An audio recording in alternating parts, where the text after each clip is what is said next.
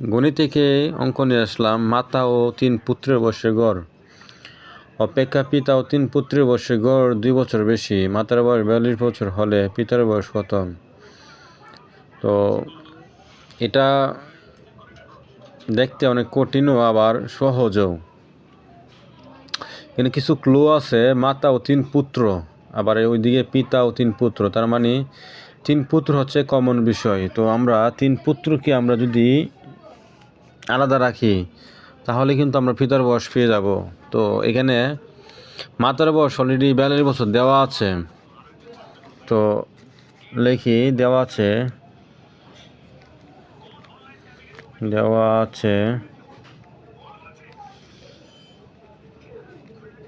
মাতার বয়স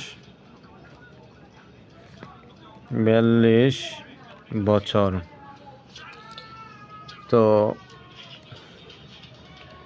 3 পুত্র, এখানে কিন্তু যে পিতা ও 3 পুত্রের বয়সের গড় 2 বছর বেশি, এখানে কিন্তু গড় বলছে।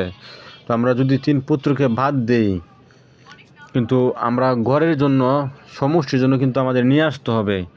তো 3 পিতা এবং 3 পুত্র, টোটাল হচ্ছে 4 জন। তার মানে পিতা ও 3 পুত্রের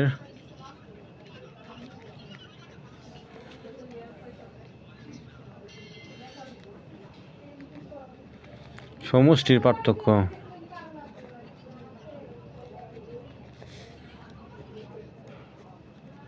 সমষ্টির পার্থক্য কত হবে?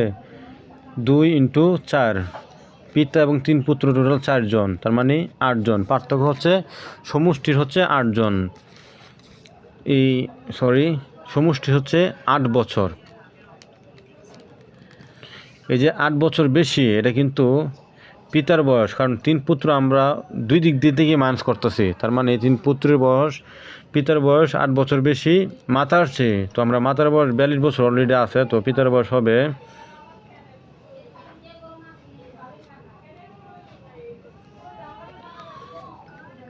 42 + 8 = 50 বছর। এটা হচ্ছে পিতার বয়স।